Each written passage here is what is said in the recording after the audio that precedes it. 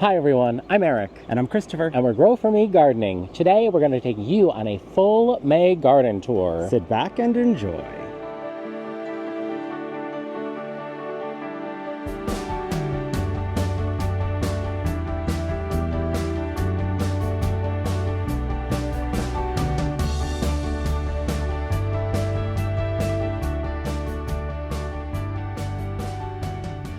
Welcome to our garden. We are located in upstate New York in growing zone 5B/6A, and our garden was started in 2018 when we built our home that you can see behind us.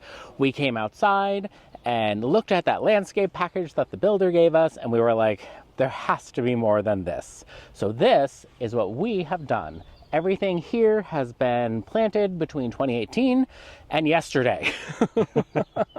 So we want to take you through and share our garden with you, and hopefully you really enjoy it. And we're going to start right down here in this front center bed. The showcase of this bed is this 4 river birches.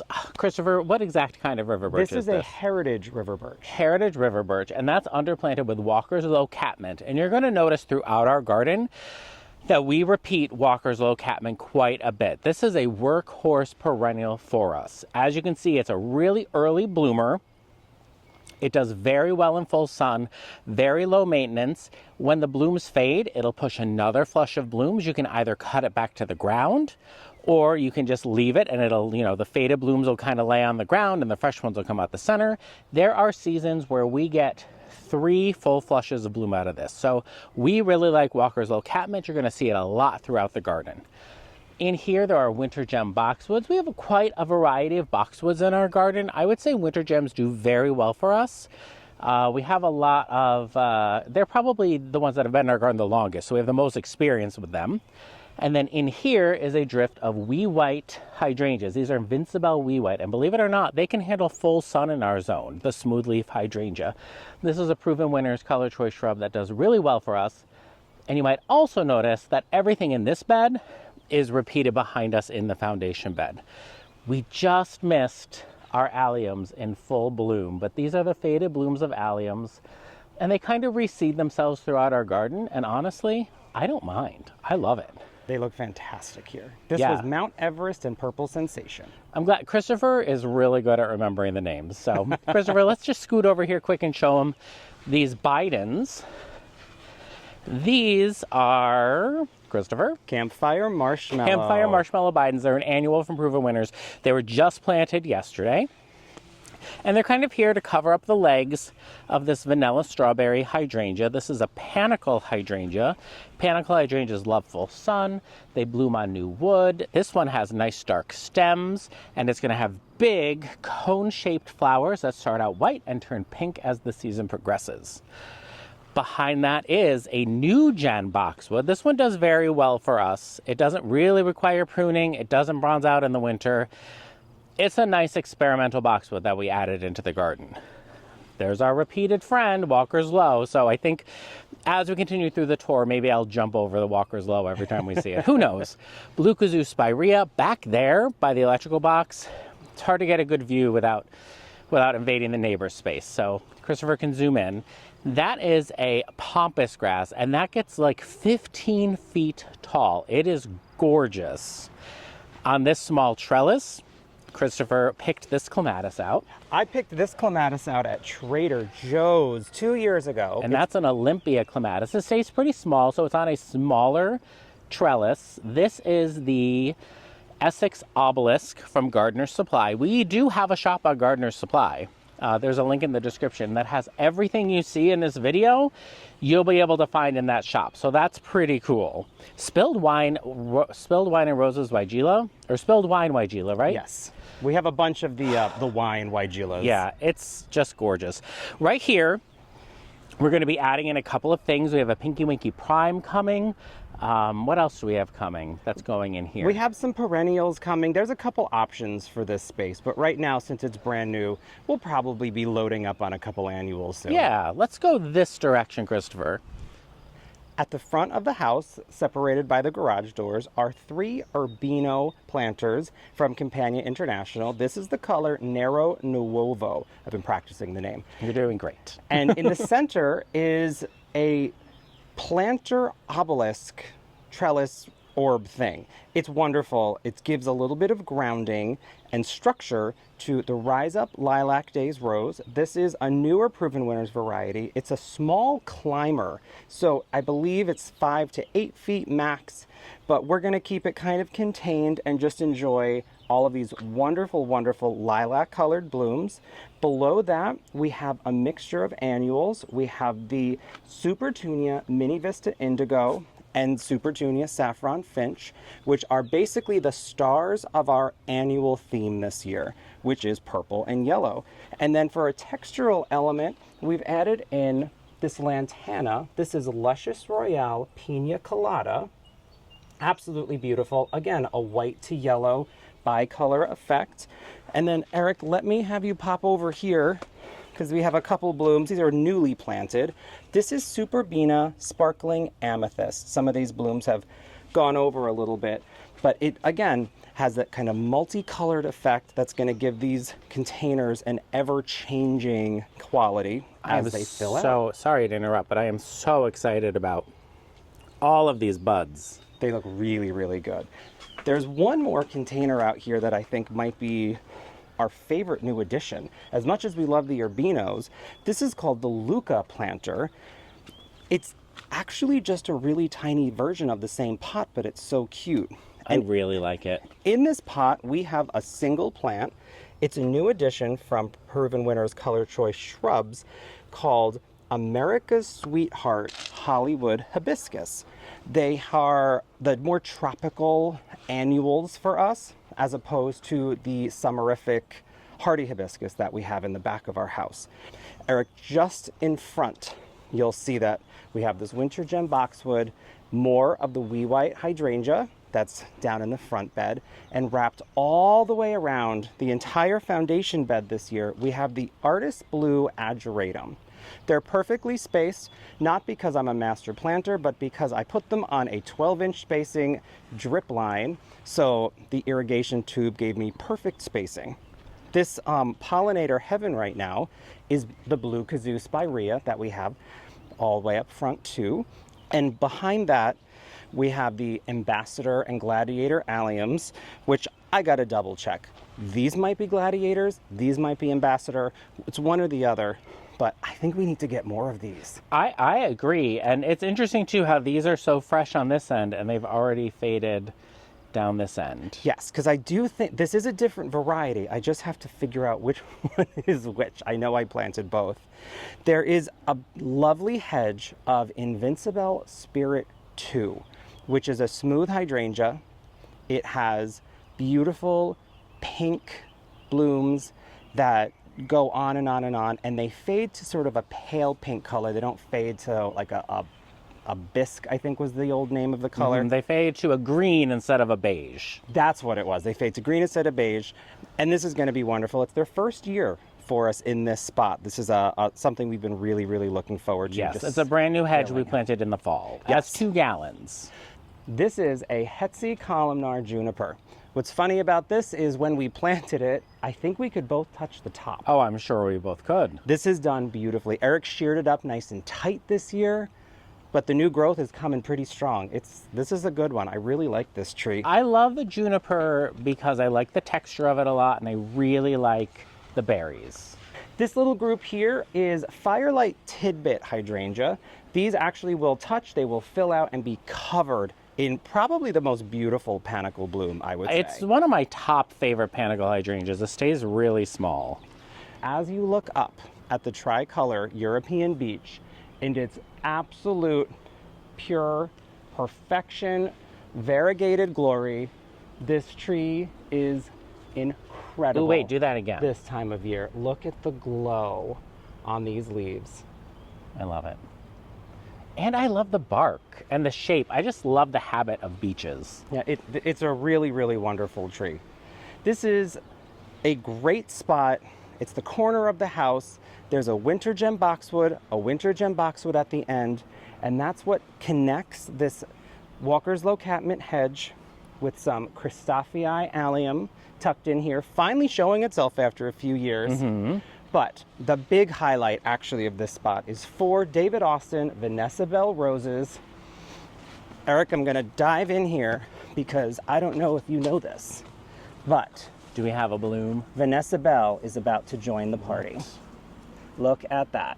It looks so white, and it's interesting. I feel like her first flush of blooms is always pretty white with a touch of yellow, and then as the season progresses, they get more yellow.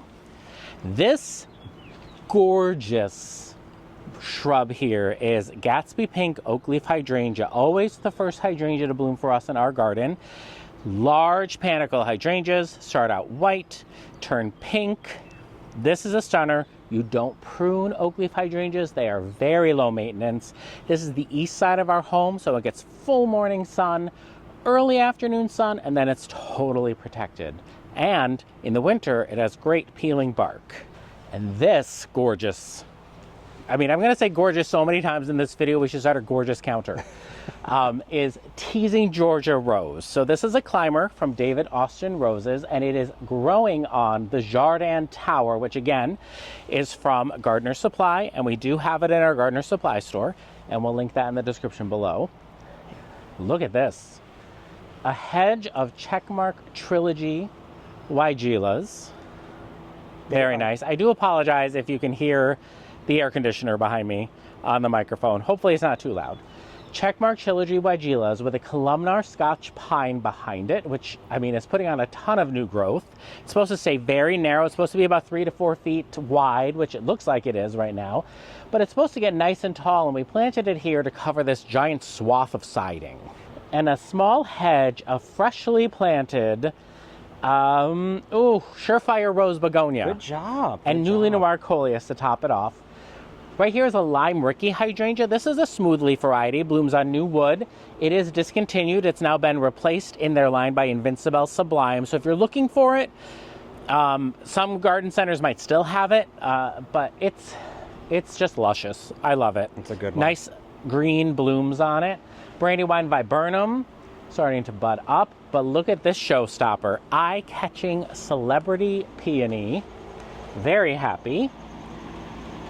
Underplanted with some spearmint coral bells, which are a little spotty this year. These were partially transplanted. I think they need a little division. Maybe. That's something we might take after when we're in more of the maintenance portion of the year. Yeah, they need something. Sprinter Boxwood and Christopher, I need you to, if you don't mind, just back up, rotate, and I want to show like my favorite, this is my favorite view of the garden. It's a very special view, especially because it's our first year getting to see it come to life. Yeah, and I'm standing underneath a Royal Frost birch tree. And this bark, we can see this tree from our living room. Purposely planted it outside the window so we could enjoy it all season long. It was planted in 2020, right? Yes. It was probably maybe 15 feet tall, and I think it was like a 2-inch caliper tree when we planted it, and it has taken off. I love it. To my left is our hydrangea room. This right here is a mix in front of Invincible Ruby. Along the back is Invincible Sublime, which is the new one that replaced Lime Ricky, and Invincible Lace.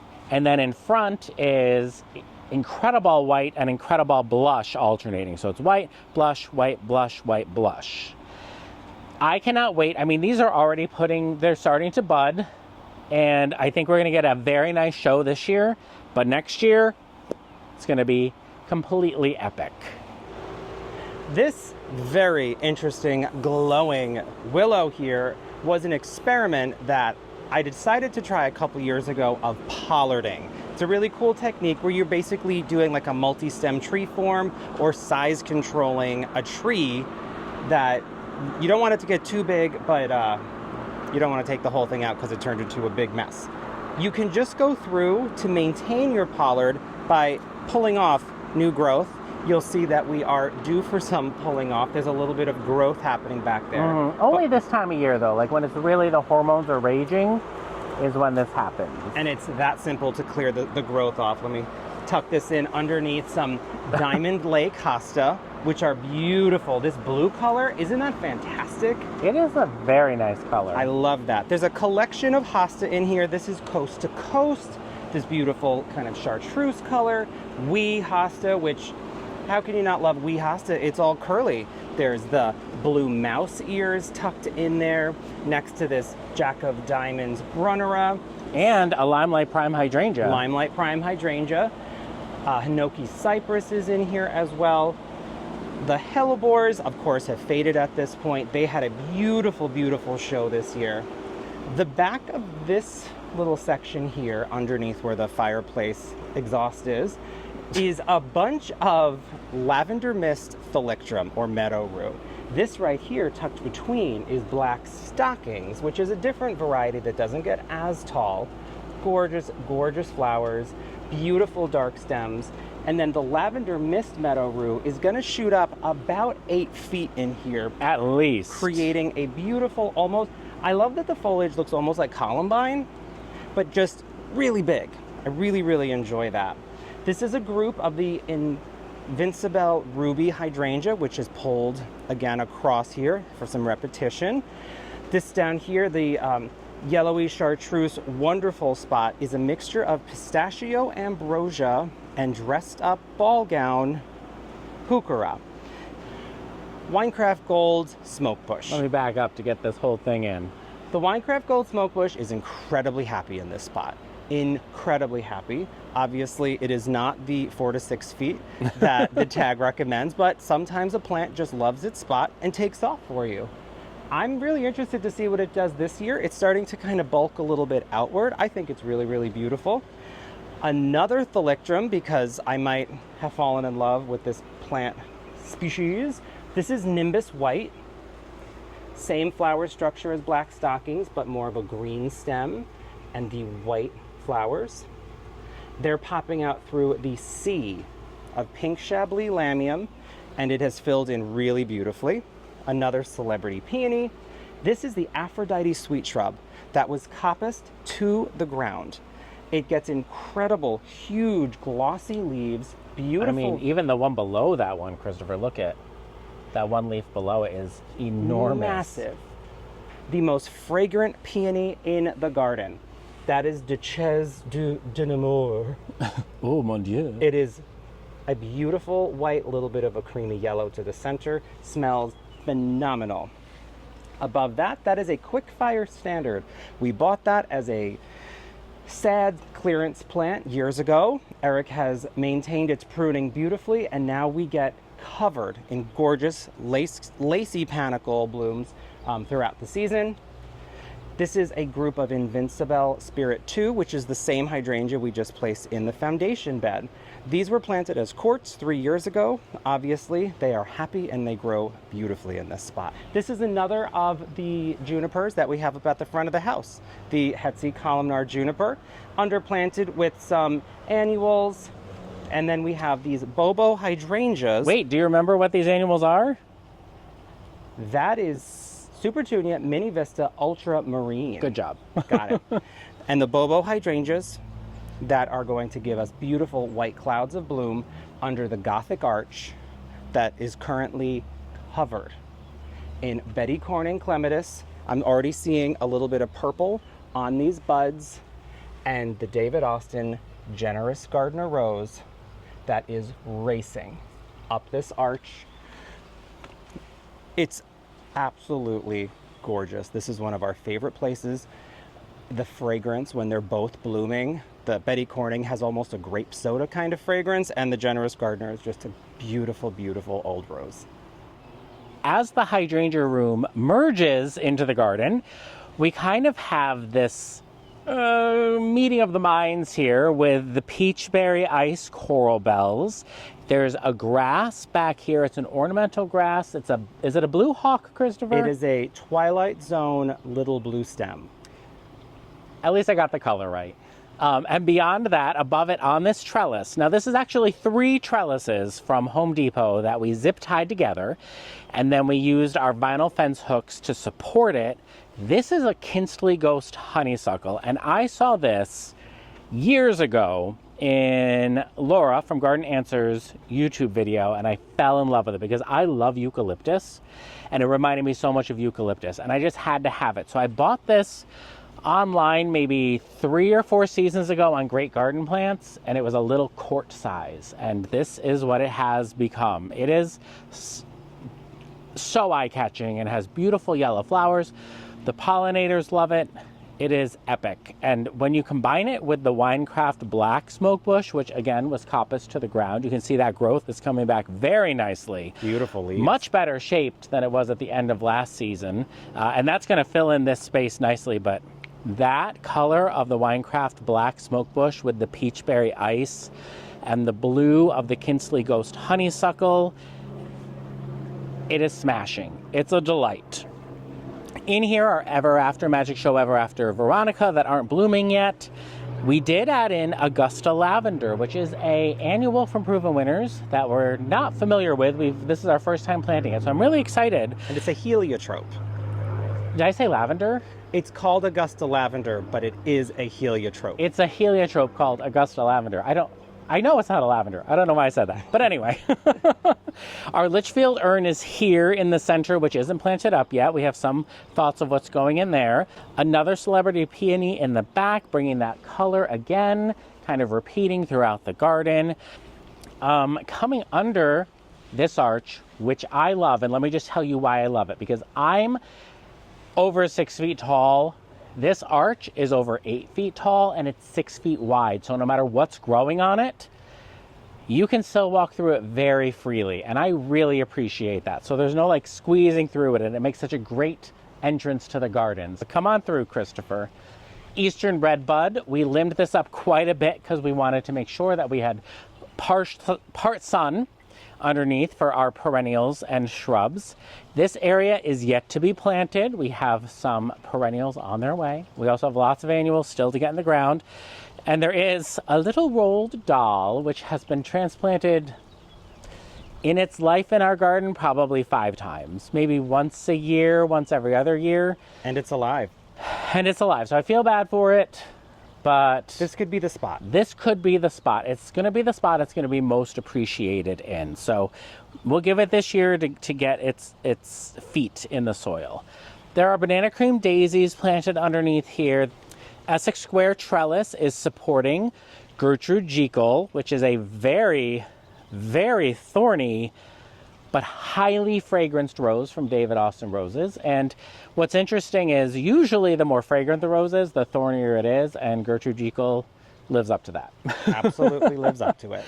This is a type of Veronica or meadow sage.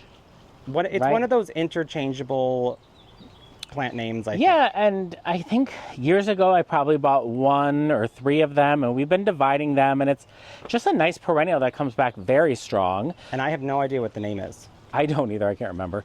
But blooming in the background is Mary Rose, one of our first David Austin roses. You can see all the buds covered in buds, but there is a flower tucked in the back. A beautiful classic bubblegum pink. And popping up behind her is more lavender mist meadow rue, which I love that airy, elegant texture that it brings to the garden. To the left is a gold cone juniper.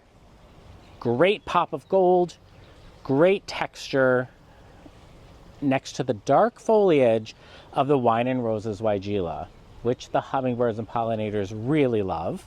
In front of that right here is James L. Austin, another David Austin rose. So here's our trio of pink roses from David Austin. We have some Serendipity allium floating throughout. Lamb's ear in front, which is starting to put out its bloom spike, so we gotta go cut those out. Not my favorite part of the lamb's ear. And Festiva Maxima is about to burst. This is like the marshmallowy stage. It's covered in ants. Oh, They're just eating that syrup that it's producing. This is Quickfire Hydrangea, Pinky Winky Hydrangea, quick fire hydrangea, and it repeats again on the other side of the Tromnar spruce behind us. More lamb's ear, more lavender mist meadow rue. We really like to repeat things throughout the garden so that there is this continuity, tying spaces together. Autumn joy sedum.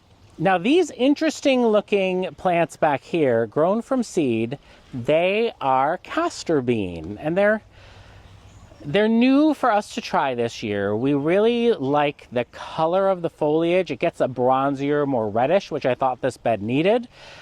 A really unique texture, and I think it's going to be really fun to see how they grow over the next few months. They get pretty large, Christopher. What are the stats on it? I want to say they're going to get at least 5 feet tall. We saw them for the first time last year on our trip to Burlington to visit Gardener Supply. Yes, which I'm excited to go back and visit again.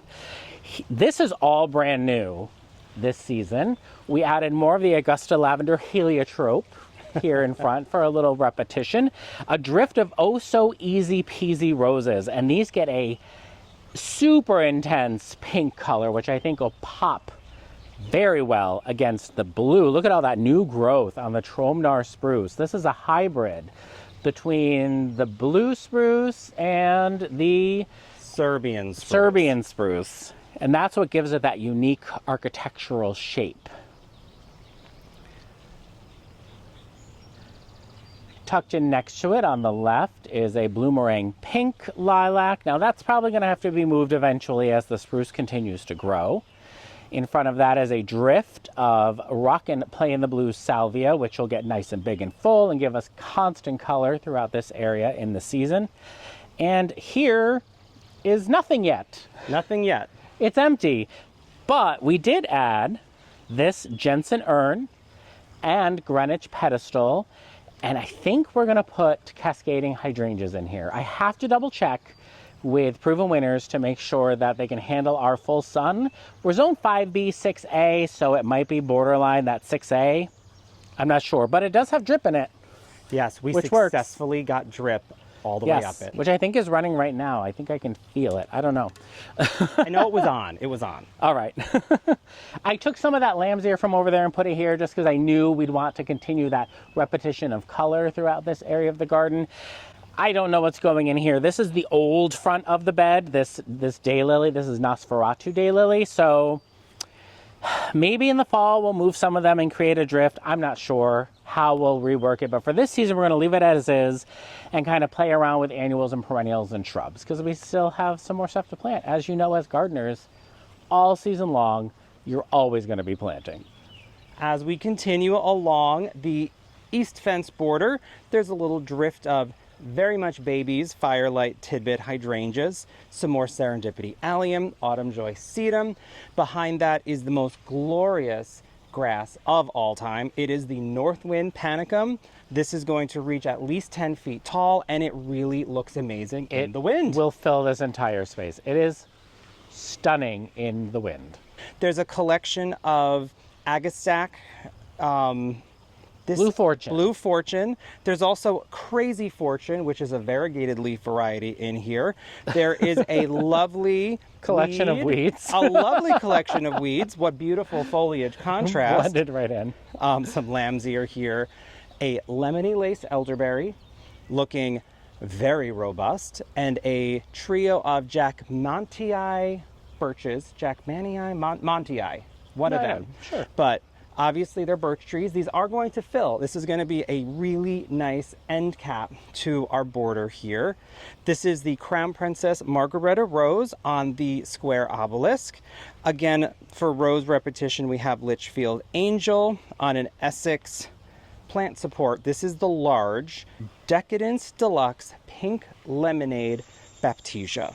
These have been here a while, so they have thickened up gorgeously. They come out with lovely yellow petals, and then all of a sudden at the bottom they start to turn pink. So you get this bicolor effect that is so unique and just stunning, covered in pollinators, absolutely covered.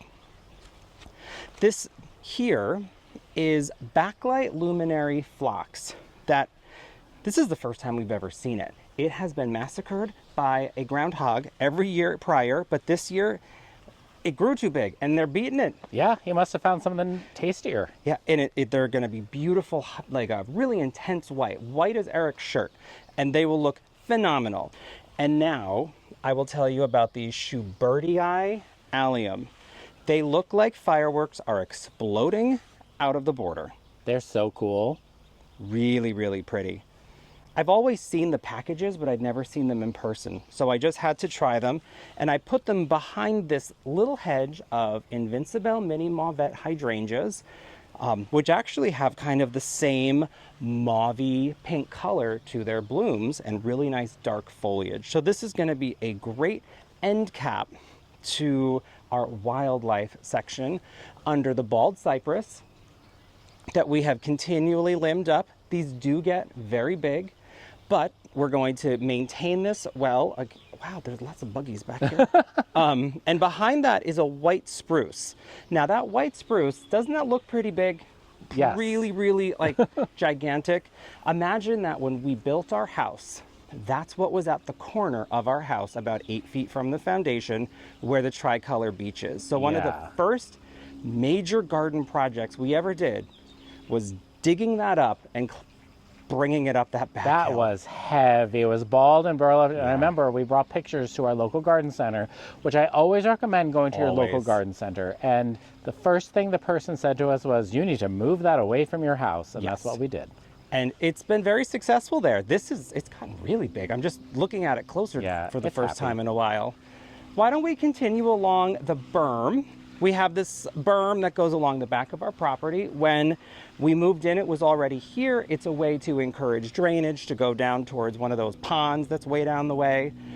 But take a look at this collection of trees and shrubs, a few perennials, a handful of annuals, but mostly we're looking at shrub and tree interest.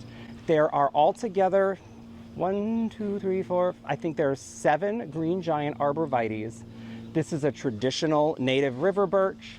Up on the hill, there's a catalpa, which is also known as those bean trees. They get like 9-inch long weird beans, and tons of poplars. When we moved in, those poplars weren't there. That's how fast they actually grow. They're the ones that make those little cotton things that you know you're gonna have allergies from all the time. So we got lots of those going on.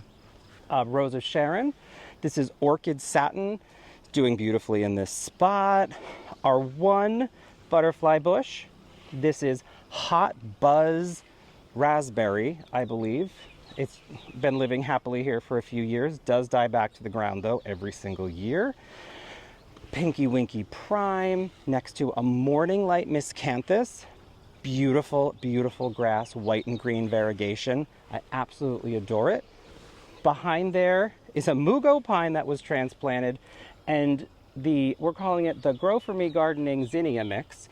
I harvested some zinnias last year that were, it was a mix of different seeds. So we have no idea what these are gonna look like, but we're gonna go with it and we're gonna see what happens.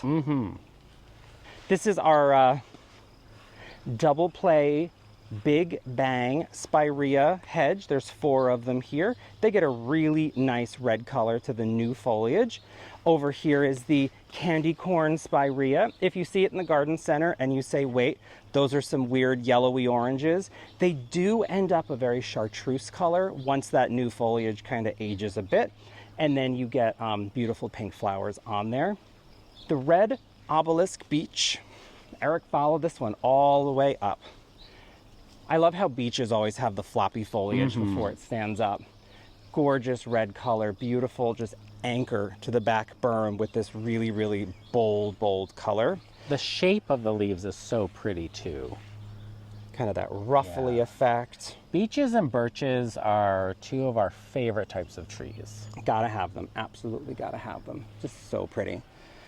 And then the spring garden blew up for us this year. This is a opening day viburnum. Obviously it's a snowball viburnum.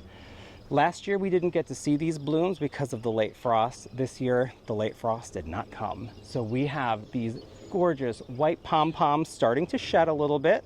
So that'll be a little rake project coming up soon. But what a stunner this is. Absolutely a stunner. And yes, I already have the thought in my head that I want to maybe kind of tree form this just a little bit. Yeah, that'll be a fun little project. I think that'd be cute. And the reason those two spireas underneath it are so small is because they were eaten to the ground by rabbits, but they came back beautifully. Yeah, and then this one actually was eaten to the ground last year by rabbits, and I think as long as they get big enough before the rabbits come, they do it, and then they're fine. My favorite grass in our garden, this is the Adagio miscanthus. Stays a little bit shorter, very champagne-y golden plumes to come. There's a small hedge here of little lime hydrangea.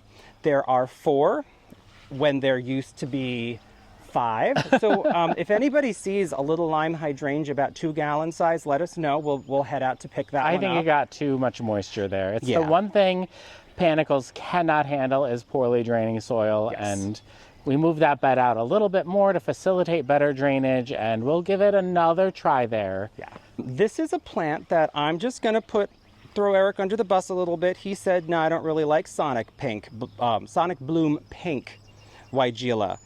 Look at this color.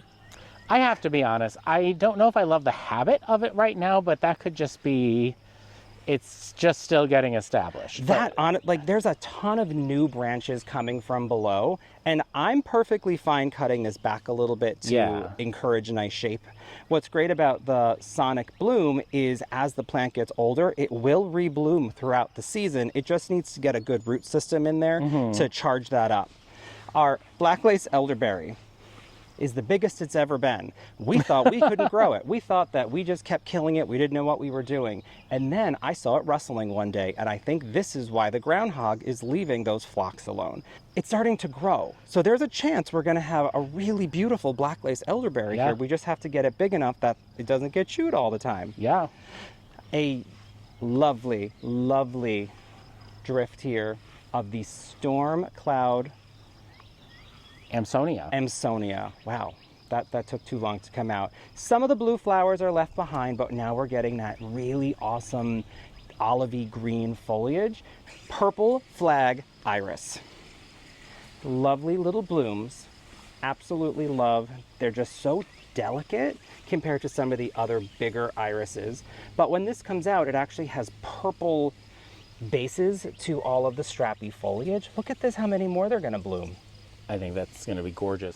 Jumping back to the Gothic Arch, but going this way this time, this is kind of our part shade area in development to become eventually a full shade area because of our pagoda dogwood, which for Christopher, it's his dream tree. And I can see why, because that structure is very nice. It's horizontal. It's pretty cool. And it flowers beautifully in the springtime. White flowers that smell like Fruit Loops. So who couldn't love that? Behind here is an oak leaf hydrangea. This is another Gatsby pink repeated from the front, so you know it's going to get nice and full and lush. And down in front of that is Just Dandy, or Dandyman Color Wheel Rhododendron, good job. Which is pretty tricolor blooms in the spring. Yep. Very nice with Lady's Mantle. It's going to have that chartreuse blooms are coming. I see them, which I really enjoy. Virginia. This is Peppermint Patty, right? That's a Miss Piggy. Miss Piggy. They have 2 new Virginias from proven winners, Peppermint Patty and Miss Piggy. And this is Miss Piggy, you said? That's Miss Piggy. All right. And Drinking Gourd Hosta. I'm excited to see that. Those always look really cool. These are epic. This is Empress Wu Hosta. And last year we had a Winecraft Gold Smoke Bush here before we knew that they got 10 to 12 feet tall for us. And so we took that out and it's been replaced with Limetime Coleus for the season. And these were just planted yesterday, so they're kind of getting themselves established. Behind that on that trellis, another Essex trellis, is Arudal Clematis. and it has kind of like a purpley red foliage or bloom on it. A very unique color in our garden, but I think it works. I think we need that dark, rich color every once in a while. John's Dilly Alberta Spruce, a new addition from Isley's Nursery. And what's cool about that Alberta Spruce is the needles are twisted. Yeah, and it's really cute. Yeah, and that makes it very interesting. And there's actually a Brunnera behind it. Oh, we just kind of tossed it in there one year because we had an empty space and an extra plant. In front of it here are Boom Chocolata geraniums, and they get very wide, very tall, with bright periwinkle blue flowers on them. And that really brings a lot of height and interest to this space. Litchfield Ern still going to be planted up underneath a Weeping Ruby Falls redbud, just leafing out. An enormous drift of catmint between the Lady of Shalott roses that are against the wall. Now this is they're on the north side of this wall, and that is how well they're doing. They are lush at the moment. I know, and if the fountain's too loud, I apologize. But rounding out this corner is a show-stopping hedge of Invincible Sublime smoothleaf hydrangeas, and these get a bright, intense lime green flower on them, and it stays lime green. And that lime green against the Weeping Ruby Falls redbud with the purple of the catmint and the Lady of Shalott orange roses, it's amazing together. These are another very fine wine, very fine shine. Midnight Wine Shine. Good, you got it. Midnight Wine Shine Weigela and Sprinter Boxwoods kind of like round off this area. And it's so simple, but it really works. It's a nice combo. It's a dense planting, but I think there's only a handful of varieties, so it's just solid. It really works. So to my left here is another hedge of Sprinter Boxwoods, and you can see that glow coming from the center there. That is Monty Blue Spruce, and it's a new hybrid spruce from Isley. It's a cross between a Hoopsii and a Montgomery, right, Christopher? Yes. But it maxes out at 8 feet tall and 4 feet wide. So I thought that would be the perfect spot for it. Drift of Rock and Plain the Blue Salvia in front. My favorite tree in the garden, a Weeping White Pine. Spruce, Weeping White Spruce, totally different tree. Weeping White Spruce. I really love the structure and the habit of that. Repeating the Midnight Wine Shine Weigelas. Down front is a cute little dwarf. This one's Just Dandy, right? That's Just Dandy. Just Dandy Hinoki Cypress with our lemon coral sedum planted around our ornamental rock. Another Sprinter Boxwood. A small hedge of Teasing Georgia Rose. This is a David Austin rose. The Tottering by Gently. Oh my goodness. It is hot out today. Tottering by Gently. The first rose to bloom in our garden this season. And I love that because it has 5 petals. It's super clean and simple, and the pollinators love it. In front of that is, I'm really looking forward to this because I'm starting to see color on the buds. This is a drift of Let's Dance Skyview hydrangeas. And these are doing very well in full sun for us. So I'm interested to see how they do at the end of the summer because these were planted last fall for us. So I'm interested in how they fare in the August heat. Another Jardin Tower, but on this one we have Sensation Honeysuckle, and this is also going to have yellow flowers just like the Kinsley Ghost Honeysuckle. Pollinators love it. It's highly fragrant, and this is the perfect size trellis for it. Behind there is an interesting grass that we found in Vermont last year. It's an Eldorado.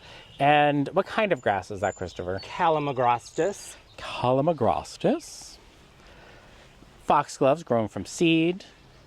A trio of Sprinter Boxwoods underneath our black gum tree.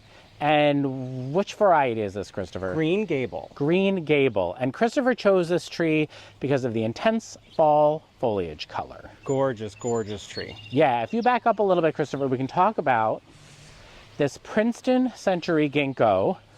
Very slow growing. A little crooked, but I think it'll fix itself at some point. Hopefully. And we squared out the bed underneath for fun, just to try something different, and planted it up with annuals that Christopher grew from seed. These are marigolds and ageratum. And I just thought it'd be cute to try something a little bit different. It makes it very eye-catching. Like you want to come over and see what's going on over there. There's a square, not a circle. I agree.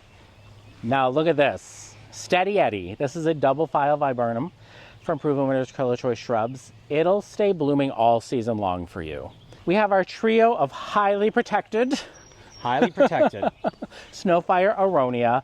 Now, I thought these were dwarf shrubs, but now the research I've done says they're going to be pretty large shrubs, so I'm not sure if they'll stay in this spot, but our main first goal was to keep them alive because they were a garden favorite for critters. So now that we have them protected, they seem to be growing well, so we'll have to reassess when that time comes, right? In front is a really cool little trio of Midnight Sun Weigelas, and they kind of look just like regular Weigelas right now, but what makes them unique is they stay really small, and they get a super deep burgundy in the fall. They have a really nice fall color on them, and it makes like kind of a kaleidoscope of colors as the season progresses. Now in here, we have a drift of reminiscent pink roses that I think we've got to come in and cut back some of the catmint. Yeah, I think the to give them some breathing room. Eating the roses. I had already done it once, but this catmint here in particular is starting to flop. So we've probably got to cut off the back half of them to give these reminiscent pinks a chance. Sprinter boxwood and a trio of Flavorette honey apricot roses. This is a shrub clematis. It is Stand By Me lavender, and it is starting to bloom. Look at these beautiful, delicate, downturned lavender flowers. And this is a Jardin birdcage. The tiniest of panicle hydrangeas, tiny quickfire. They say very, very small. We have two that are doing strong. This one got bunked by the hose, and we broke a couple of branches off of it. So, oops. What you gonna do? Speaking of hose, we were bringing it out here to water the annuals underneath this paperbark maple. The paper bark is looking really nice. It's doing very well. Same repeated annuals. So that's what we were bringing the hose out here to water. More spireas. This is double play Big Bang, right? Artisan. Artisan. Double play artisan? Artisan. All right, there you go. A Japanese white pine that's going to be very structural. I enjoy the shape on that one. This right here, grown from seed, is a giant patch of Floret Flowers Petite Dahlia mix, right? Yep, it was the Petite Floret Dahlia mix. There's 29 of them here, and they are thriving. They've all been pinched. They're all healthy. The green is really deepening on them, but not all of them because we have no idea what these are going to look like. We have a vague idea from the seed packet, but these are all unique. The general color scheme, yeah. The Tickle Creek Birch, newly added. This is an Isley edition this year. Look at that foliage. It almost looks like a Japanese maple. It's so cut leaf. It's so incredible, and it's got that weeping habit, which I'm a big fan of the weeping habit in the garden. Our west corner over here also has kind of a natural feel to it. There is a black pussy willow, which was pollarded, but it's arguing and sending out tons and tons of shoots from the bottom, so I have to get down there and adjust it. There's some heritage iris, which were taken from Eric's parents' house before they moved from that house. There's a vanilla spice sweet shrub transplanted to that corner, as well as a shadblow serviceberry. That's going to just be a nice lush little area. In front of that are a group of Atlas roses, some of which we thought did not wake up from their winter slumber, but they are waking up. We already have buds. I know. These were just planted this spring as bare roots. Another of the Litchfield Ern. We brought two more in, so we actually have 4 of them throughout the garden. And with all the perennials and stuff we have coming in, we just don't know what to put in them yet. This is the Crema reminiscent rose that it's grown bigger than we expected, so we have to edge this out a little bit bigger. And I think that's going to be great. Less lawn? Yeah, who knew? Darn it. Eric, do you remember the name of Siskiyou Pink Primrose? Look at I that. cannot believe I remember that. Sundrops? Sundrops. That's what, yep. yeah. And there's also a Tough Stuff. There are 3 tough stuff hydrangeas in here, which will be beautiful. That's probably one of my favorite hydrangeas, is the tough stuff.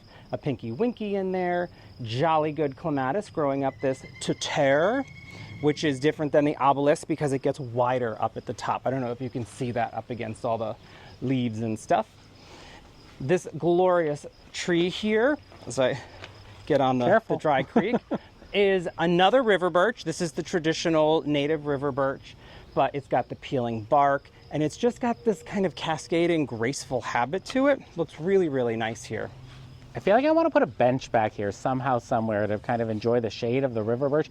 I don't even know how that would work. It's such uneven ground, but maybe we could, I don't know. That's a good question. I don't know. My mother has a bench from her mother's house that she offered to us. It's a nice wrought iron bench we could place somewhere. But maybe after this grows bigger, we'll extend the dry creek bed that way, and then this little spot here will be a sitting area. Yeah, it would be nice to incorporate that. We just got to wait for the tree to grow. For the tree to grow. Eric, behind you, as we were moving back towards the area we were just in, under the prairie fire crab apple, Candy Mountain foxgloves. That's a cool color. I picked these up as one of those little like $2 cans at the end of the season, popped them in here, and they have come in stunningly. This spot of tiny roses is going to be a very full area of roses soon. This is Eustachiae. How are we pronouncing it? I don't know. I mean, Eustachiae. Just say it quick and no one will notice. It's beautiful. It's a David Austin rose. We transplanted this last year in the heat of the summer, was not happy with us. It died back completely to the ground, but we've talked about before how we plant all of our roses very, very deep. So we had no worry about losing the actual rose because they're planted so deep, but they did die to the ground, and this will all be beautiful, fresh growth. Pink mint clematis taking up all 7 feet of this Essex trellis. That'll have that really nice little tiny pink bloom on it. Spilled wine weigela. These had a little dieback, so they're a little misshapen at the moment, but they're going to look perfectly beautiful. Also transplanted. Also transplanted. And for the first time ever, Illuminati Tower mock orange blooming. I like the flowers. I think they're really pretty. They are pretty. Let me zoom in on that. So we didn't see blooms on this last year because of our late frost, and this has also been a deer favorite. But this year, we got flowers for the first time. Very, very nice. We have that planted right next to the purple pillar rose of Sharon, which we won't see buds on for some time. It's more of a late summer bloomer, but it's a pillar. It's really, really nice. I'm enjoying this. Can you come in close again, Eric? Look at this delicate, happy sunfisher iris.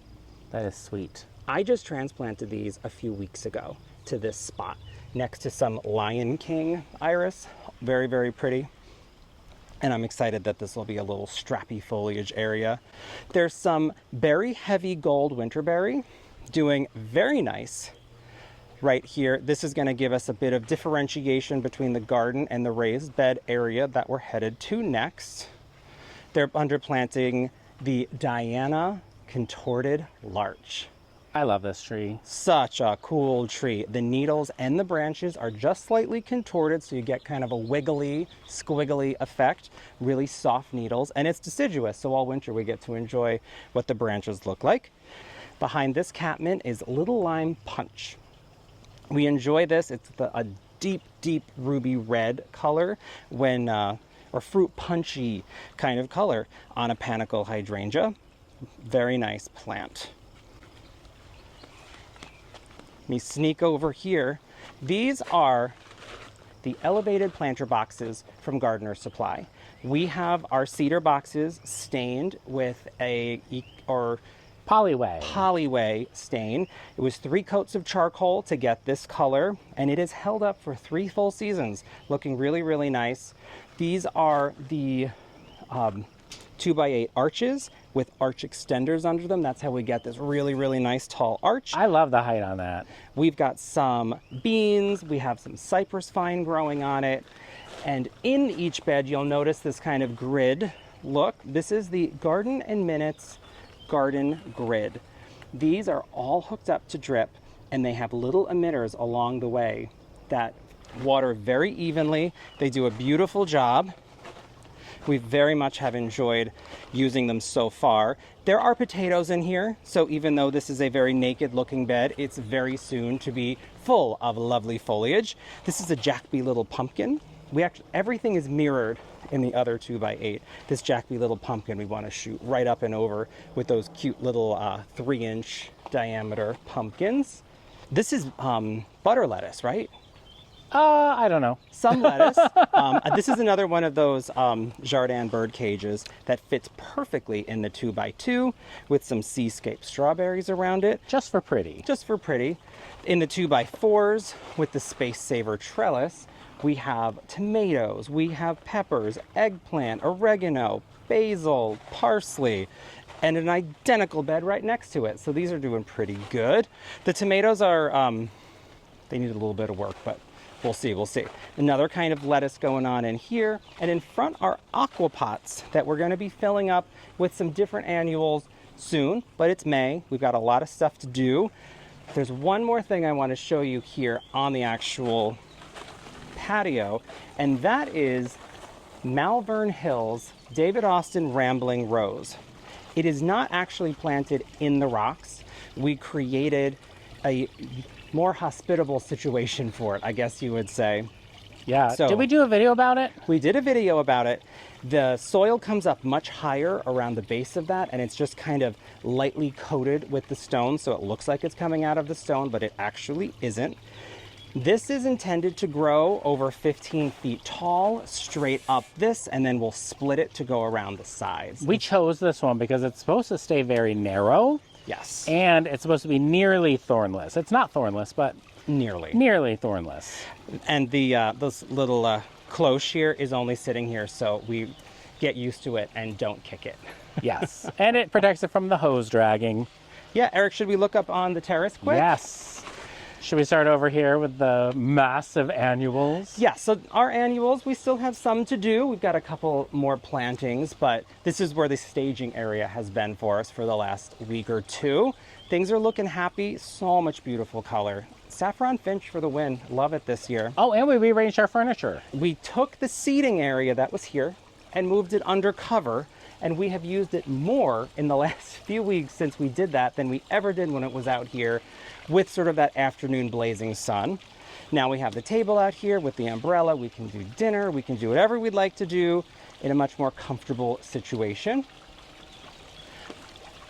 The bonfire patio peach has put out its nice dark foliage, and this is the thriller for this beautiful container with our purple and yellow theme, the saffron finch, the mini vista ultramarine, sparkling amethyst superbena. This container has Augusta lavender heliotrope, selenia yellow, begonia, more of that ultramarine mini vista. Here we have some violet night alyssum mixed with the double moon glow African daisy and a mini vista indigo. So you can see we have diversity of plants in our color scheme, but enough of them are the same repeated to keep that cohesion. Oh, we have a little lemon. It's a Meyer lemon. Look, it's starting to turn yellow. Oh my gosh, that is exciting. I've had this at work with me all winter long, so it's really exciting to see it doing well. The Moffat Blue Juniper, Eric tidied this up a little bit and lifted it to give it some room for the annuals. This is the Saffron Finch, Indigo, Moonglow, and the Violet Night. A really, really lovely combination. This is a variegated beech tree that we're keeping in a container till it gets bigger, called Marmor Star. Yes, the new growth is variegated and then it turns a solid green. Oh, I love this. It's cute to have it here. We do have to figure out where it's going to go one day. One day. It's very slow growing. The centerpiece in the shade. Yes, he's in the shade now. Oh. The centerpiece of this part sun container, you can see it was in the sun. Now it's going to, middle of the summer, this will have more sun. But this is a white bird of paradise. We have a chartreuse coleus, the selenia yellow begonia, and this is the purple version of the Terenia that we have in our hanging baskets. So this is a really nice combination. The newly noir coleus giving us that deeper foliage, again, mixing with all of these friends. This is double chiffon Super Bell. Also popped in here, rockin' deep purple salvia to bring our purple over with a collection of the same annuals. I think our color scheme looks really good so far. I think it does look really nice. The full shade area has the wisteria. Are they impatiens? They're impatiens, yeah. Impatiens, yep. Really, really pretty color. And in the middle, believe it or not, since these have already filled in the middle, is a Pegasus begonia, which I wanted the foliage to like burst through and just be kind of cool like that. That'd be really nice. Is this a repeat of the hanging basket? That's double Dutch. Oh, this is great. The repeat of those hanging baskets. That's really nice. I like that. We have some ideas for this area to become, it is an outdoor room, so why not do an outdoor houseplant room? So we've got some ideas of how we might achieve that. I think something on the wall right here. I think we need to put something tall in our corner planter there. And then we're deciding, do we do a window box or do we do a large horizontal ground planter? Or do we put some like footrests there, like little poofs, and just store them for when we sit in these chairs? So many options. The king of our shade bed right here is our Bloodgood Japanese maple with its intense foliage color that completely sets off the gorgeous greens and yellows and bluish greens of our shade bed. Shining bright front and center is the Sun King Aurelia. That's a perennial, believe it or not, that dies to the ground every season and then it comes back like the size of a shrub. So if you have a shade spot that you need to fill with something bright and beautiful, I recommend the Sun King Aurelia. We have a cute little bird bath under here that was given to us by Christopher's grandmother. In front of that is some Brunnera, and you'll notice that the leaves start out very small in the spring, but as the season progresses, they get bigger and bolder, and we're kind of in that transition phase right here. The smaller leaves are now getting really large as the foliage fades. Some purple geranium in front of that. I think this color combo is really nice, and I really like the texture contrast between these two things. A Neptune hosta. And this looks very, very full and lush, but because these are perennials, this all dies back to the ground, and there are hellebores and things kind of hidden in here for early spring, late winter interest. Back there, starting to put out bloom stalks, believe it or not, are Empress Wu hostas. Those are 3 feet tall already. Yes, and actually, Christopher, hidden in here is an echo of the Sun hosta, which is a new addition from Proven Winners. I think that's new this year. It's a chartreuse hosta. Oh, there it is. We can. So little secrets in the shade garden. Here's more of our favorite lavender mist, the Lictrum. These are Gatsby moon oak leaf hydrangeas. So more oak leaf hydrangeas, but these flowers on here are like so luscious and like supple. I don't even know how to describe them. They're just like dream hydrangea flowers. If you want a super full, gorgeous hydrangea flower, but you have part sun, part shade, that's the way to go. Gatsby moon oak leaf. And believe it or not, this morning light miscanthus does pretty well in part sun for us. So, and again, another grass, if you're dealing with part sun, part shade, a morning light miscanthus can work. I am super stoked about this Carolina Sweetheart redbud. For the first time, we are getting the variegated foliage on it. When they're younger, the plants don't put that variegation out as much, but you get the pink, you get the white into the very soft sagey green. Yeah, and this we just planted as a little whip the year before last, and it's doing very well. It's getting established. A trio of pufferfish hydrangeas. These were just planted in the fall. I'm excited to see them bloom in person. I've never seen the flowers in person, but they're supposed to be the largest panicle bloom, and then they shoot out a little tip of extra flowers after they've reached their peak. To my right is our limelight hydrangea hedge, looking very healthy, doing very well this season. I'm very relieved. We see no signs of the mite issue that we had last year. So fingers crossed for us on that. Back to my left, red twig dogwood, Parkland pillar birch tree.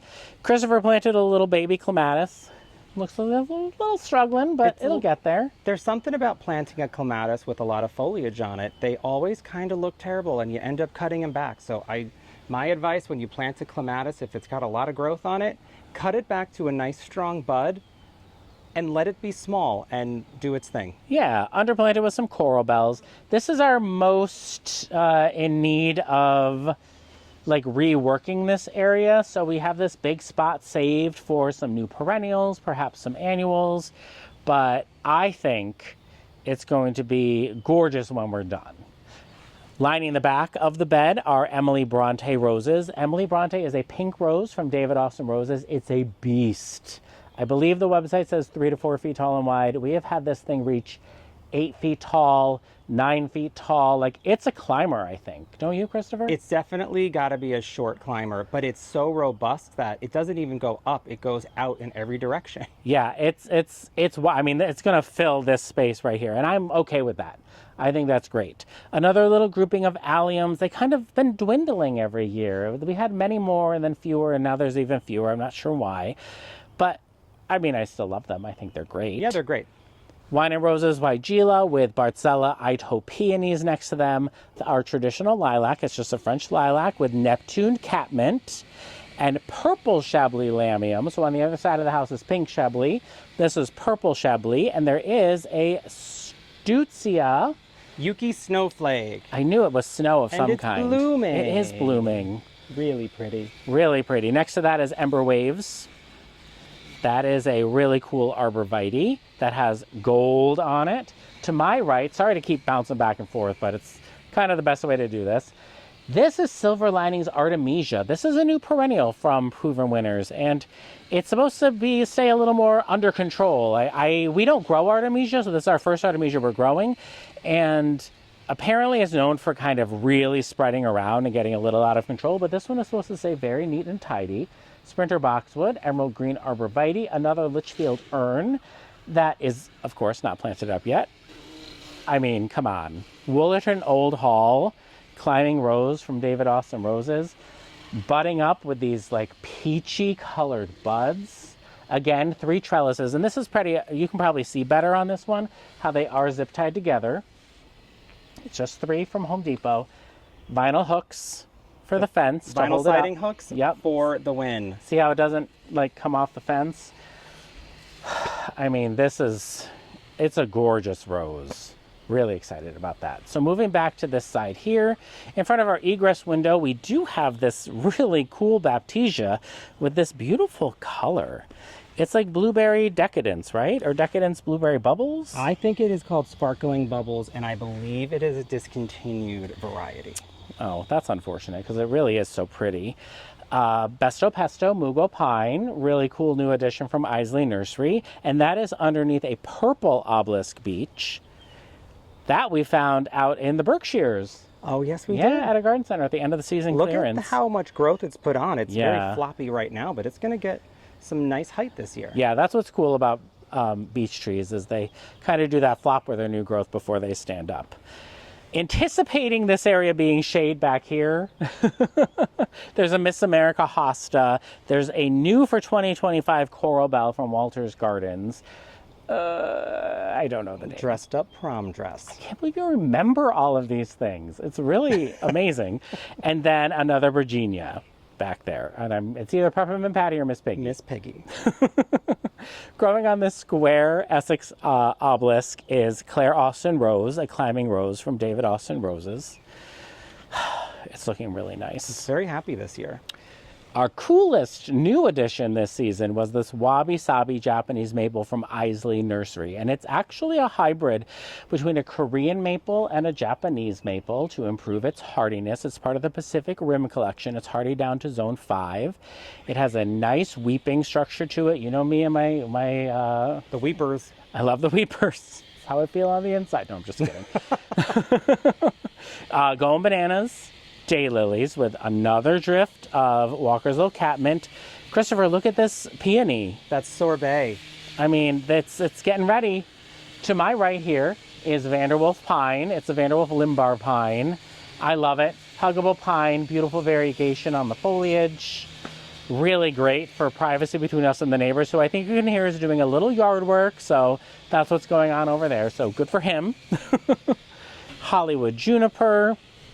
More anemones repeating from the backyard up here. This will all fill out with beautiful pink flowers towards the end of the summer, early fall. Another snowflake deutzia, which is underneath. I love this tree. This is a Shiloh Splash River Birch, and that is going to be either a small tree, large shrub habit. Check out that variegated foliage. And it's just like a creamy yellow margin with the green in the center. It's awesome. Sprinter boxwood, limelight prime. Oh, Christopher, come in here. I want to share this. The leaf tire caterpillars have been doing a lot of work. So if you see leaves on your hydrangea like this, that look like they should be open, all you do is you take them apart, and there's going to be a caterpillar in here that has tied the leaf shut so that it can make a little home and eat the, there it is. There it is. And it wants to eat the buds of your thing. So what you're going to do is just squish it. So look away if you're squeamish. It's gone. And it's gone. And you want to squish it because it's going to lay eggs and start the cycle all over next year. I mean, you could just leave it for a bird to come and grab it, but, you know. Squish it. More alliums. These are Christophii alliums. Mm-hmm. Obviously, Christopher was drawn to them for a particular reason. Some reason, I don't know. Let's Dance Can Do hydrangeas. They're growing in very interesting. There's obviously been some dieback, but not all the dieback. So, I mean, look at that new growth up here. I would have thought this whole stick was dead. But it's pushing all Because the way look, up that there. bud is dead, but these aren't. So, such an interesting hydrangea. I'm excited to see those flowers. Another peony, our weeping Norway spruce. This is the kind of weeper that if you don't keep it staked, it's just going to go fall over and like crawl along the ground and look like Snuffleupagus. Yeah, so this one has been staked, and you can see there's one little tuft at the top that is going to be what I tie in and keep more vertical. Mm-hmm.